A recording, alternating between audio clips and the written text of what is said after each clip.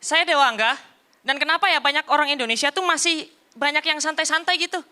Ini kan isunya BBM udah mau habis ya. Tapi orang di Malang tuh masih banyak yang santai. Nggak kayak orang di Jepang. Orang di Jepang, waktu pemerintahnya ngomong, sisa stok BBM Jepang tinggal 248 hari. Orang Jepang langsung panik. Nani? Pertalite wis habis ya.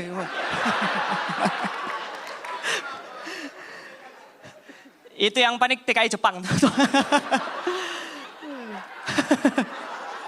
Panik mereka, panik. Padahal kan orang Jepang itu orang yang paling hemat energi. Kemana-mana jalan kaki udah biasa. Sedangkan kita yang deket aja ke Alfamart itu bawa motor. Tapi nggak panik. Kemarin benar saya ngelihat bapak-bapak ngelepas stiker pakai bensin. Jangan Pak, kita harus hemat ini. Ini kan katanya pemerintah BBM sisa 28 hari ya. Tapi nggak menutup kemungkinan minggu depan kalau kita boros BBM habis. BBM itu nggak melulu dipakai kendaraan. Ini deh Suci 12 ini. Listriknya pakai genset. Bahan bakarnya BBM. Kalau minggu depan habis, kalian nonton stand up Suci, komiknya nggak pakai mic. Kalian mau? Makanya hemat, BBM mantap.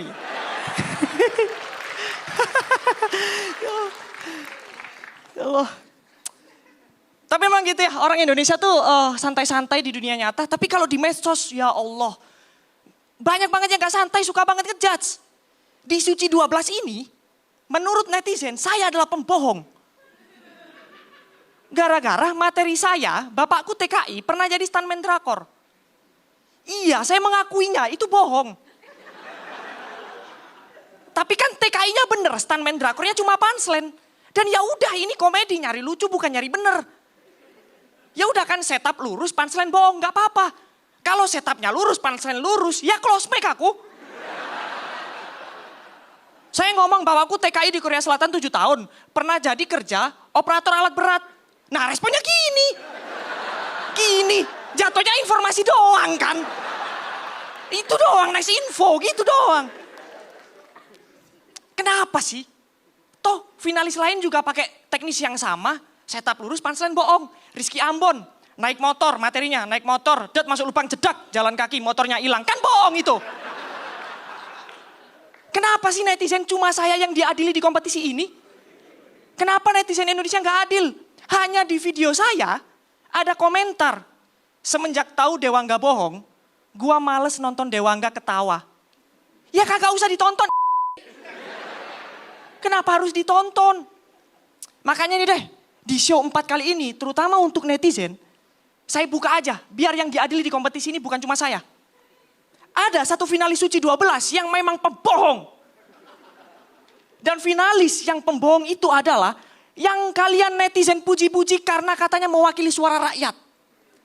Mukmin. Mukmin pembohong. Saya berani bersaksi di panggung ini mempertanggungan jawaban omongan saya dunia akhirat. Mukmin memang guru, tapi kalau keresahan dia tentang gajinya yang kecil, bohong, omong kosong. Saya saksi kalau uangnya Mukmin banyak. Banyak uangnya Mukmin banyak. Beneran ini. Uangnya Mukmin banyak. Sekarang gini deh, coba dipikirkan secara logika. Kalau Mukmin bilang penghasilannya kecil yang ratusan ribu itu, HP-nya lo 2. HP-nya 2, laptopnya bagus, punya koper. Hah? Mahal, koper itu mahal. Pak D, jagoanmu bohong loh Pak D. Dewangga, thank you.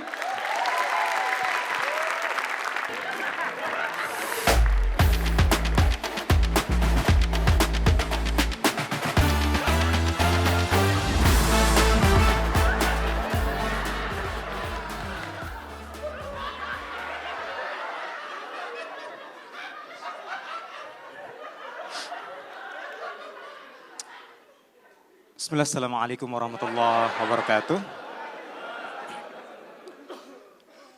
Di Indonesia ini memang banyak tukang fitnah ya.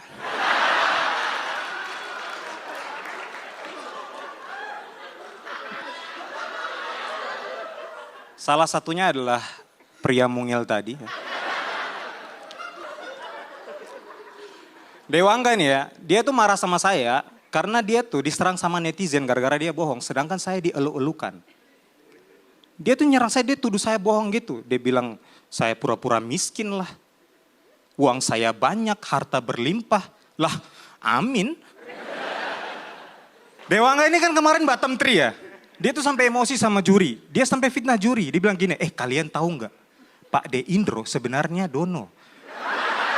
Nggak, pakai topeng ada resleting di belakang gitu katanya. Injek aja Pak De. Emosi bener.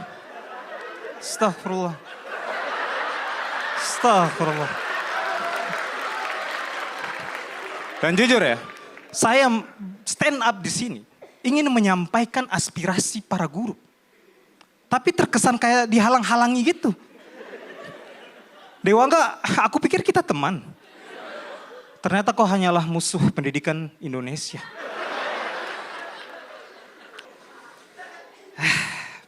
Tapi jujur sebenarnya saya tuh lagi sedih aja sih. Karena banyaknya anak Indonesia yang gak pengen jadi guru sekarang. Bahkan kalau karnaval di sekolah saya saja itu anak-anak tuh memilih pakai baju lain. Kayak baju pilot, baju polisi gitu, baju suster. Gak ada yang pakai baju guru. Saya aja gak mau. Iya, cosplay orang kaya lah. Jadi saya waktu itu saya pakai cosplay dokter Saga waktu itu saya. Ya Allah, jadi kangen dokter Saga saya jujur. Teman yang baik dia tuh, gak kayak Dewangga tuh. Emosi saya. Tapi saya paham kenapa anak-anak zaman sekarang tuh gak pengen jadi guru. Saya paham. Karena begitu beratnya jadi guru itu. Kita harus ngadapin murid bandel, gaji kecil, dituduh bohong. Iya. Bahkan kalau kita lihat berita-berita itu resikonya besar banget. Ada guru yang dikeroyok murid. Ada guru juga yang buta karena diketapel sama wali murid. Iya. Dan kena. Buta dia. Lihat resikonya itu bukan hanya menghadapi murid bandel aja. Tapi juga wali murid bandel. Dan jitu. Gak ada dalam pikiran kami itu bakal menghadapi wali murid sesniper itu. Sumpah. Tapi dari segala kesedihan saya tuh saya senang ada satu hal adalah ketika ada konflik Iran dan Amerika Serikat. Itu tuh Pertalite gak naik harga. Alhamdulillah gak naik harga. Dan itu sangat gembira bagi saya guru honorer yang masih butuh bensin murah. Tepuk tangan untuk pemerintah. Karena jujur saya tuh bingung ya. Saya tuh bingung banget ini kalau seandainya nih. Seandainya bensin naik. Saya mau naik apa? Ada sih pengadaan motor listrik, tapi bukan buat kami. Buat siapa? Ayo ngomong, saya nggak mau diserang sendiri nih. Sekian saya ngomongin. Berikutnya kami persilakan untuk Pak De Indro. Yuk, makasih. Waduh, kita mesti hati-hati nih Kang tipu semua ya. Iya Pak De, saya kaget bener. Ya, mungkin Dewangga dulu. Dewangga, ya kamu memang selalu tertata sih ya. Aku harus akui bahwa kamu menata itu dengan baik banget. Terus ya sebetulnya tadi kami saling bertanya, ini nulis bener apa enggak? Ternyata nulis ya. Bener. Jadi sebetulnya kita sendiri tadi bingung gitu. Ini kok bisa kayak gini, kok udah mulai roasting gitu ya. Tapi ternyata kalian menulis, jadi memang saya harus tata ulang lagi apa yang saya pikir pada kalian. Aku jadi sekarang berpikirnya bahwa aku harus kasih kalian nilai satu-satu, apakah apakah kerjasama nih kayak gitu ya. Karena ini terutama buat saya nggak tahu, saya ada beberapa kali nggak ikut menilai, tapi ini buat saya baru nih, strategi baru nih. Dan ya kalau buat saya sah sih ya, sah-sah aja selama itu membuat show kalian lebih bagus. Gitu. Itu sih menurut saya kayak gitu. Jadi saya karena ketipu terus terang aja, untuk keduanya kompor gas. Terima kasih Pak De Indro.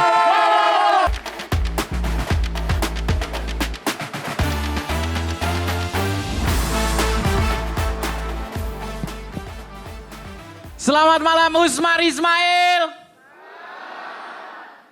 Kalian siap dan bisa kebayang nggak kalau nanti Indonesia di masa depan itu bakal dijalanin sama generasi alfa. Gue sebagai orang tua yang punya anak generasi alfa, gue gak siap. Anak gue dan teman-temannya ini terlalu modern. Kalian siap punya Pak RT namanya Kenzo? Siap? Udah gak ada lagi nanti nama-nama kuliner yang legend, gak ada. Soto Haji Mamat gak ada. Adanya soto Haji Xavier, mau lu? Hah? Xavier dari nama aja gak enak bikin soto.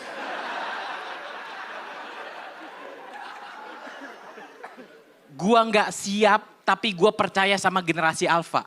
Karena kita sepakat generasi ini tuh punya karakter yang berani dan kritis. Anak gue berani banget. Kalau dibandingin zaman kita, dia mau berani banget. Kita dulu kalau misalnya lagi main PS, terus orang tua manggil nama Eja, muncul alarm. Oh, ada yang salah nih sama yang gue lakuin. Terus dipanggil nama panjang, Muhammad Reza Saputra, tanpa kalimat perintah kita tahu apa yang harus kita lakuin. Matiin PS, mandi, makan, ngaji. Anak gua lagi nonton YouTube, menurut gua udah kelamaan. Gua tegor, gua panggil namanya. Kanya, ya kenapa? Kok jawab? Gua panggil nama panjangnya Putri Kanya Linara. Ya kenapa Muhammad Reza Saputra? Dibalikin. Terlalu berani orang dengan karakter ini nanti kalau udah dapet jabatan. Bahaya. Dia kalau jadi menteri pemerintah nih, menteri pertahanan, dia nge-tweet. Serang kita dong, terlalu adem nih, begitu. Terlalu berani teman-teman. Cuman pertanyaannya, kenapa generasi alfa bisa punya karakter seberani ini? Karena dia dibesarkan oleh orang tua yang ngebolehin berpendapat dan ninggalin kekerasan.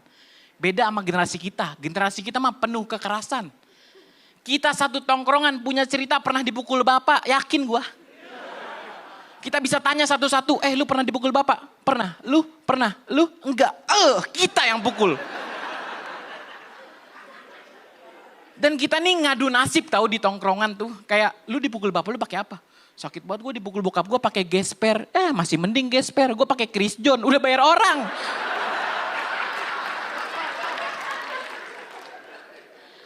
Makanya orang tua zaman sekarang itu udah ninggalin mukul anak. Karena kita tahu mukul anak cuma ninggalin trauma.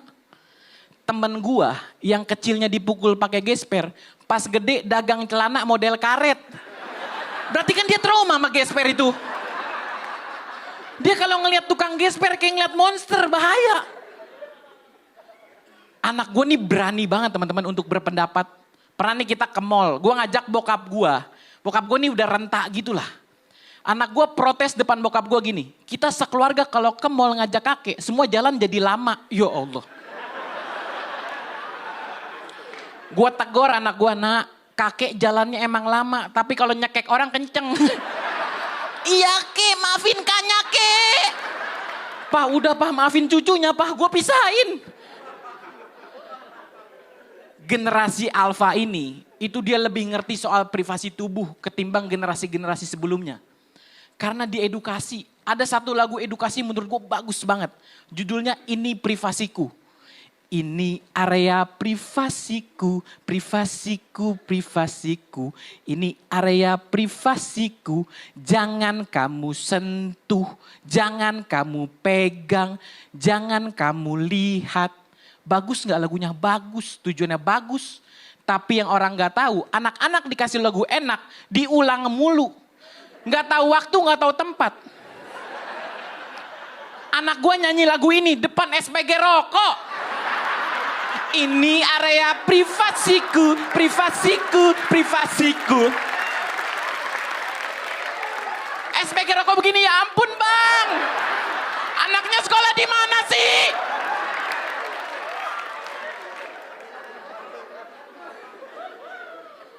Anak dengan karakter kayak gitu, nanti mereka tuh bisa dapat kerjaan loh. Kayak contohnya mereka bisa kerja sebagai pegawai SPBU Pertamina. Pasti kritis banget tuh. Kalau ada orang naik mobil mewah tapi ngisinya pakai subsidi. Misal nih ada kakek-kakek naik moge, palanya botak, pakai rompi. Pak De Indro. Nih yang ngomong Pak De, bukan gua. Pak De Indro masuk antrian subsidi. Diomelin, Pak ini antrian subsidi. Pertamax Turbo sebelah sana, pikun ya. Udah botak, pakai rompi gak pakai baju lagi. Aurat Pak, ingat ini area privasiku. Gua Eja, thank you. Berikutnya silakan Pak De Indro. Eja, dari pertama aku langsung menilai bahwa ya enak loh ya, lu ternyata sudah mempersiapkan bahwa pesona lu tuh banyak banget. Selain jualan apa? Nasi goreng. Nasi goreng, lu juga apa family man banget. Jadi lu bisa banyak sekali yang lo telaah atau lo keluarkan keresahan lo di sini gitu. Aku sih melihat bahwa kamu memang benar-benar memperhatikan poin-poin yang diberikan pada kamu dari kita semua gitu ya. Artinya kamu menulis, menuangkan apa yang ada di benakmu di tulisan, kemudian kamu mendelegasikan atau katakanlah mendelivery itu semua dengan rapih banget menurut aku, sesuai banget dengan apa yang kamu pikir. Ya aku harus kasih apresiasi banget untuk itu. Kompor gas. Wah.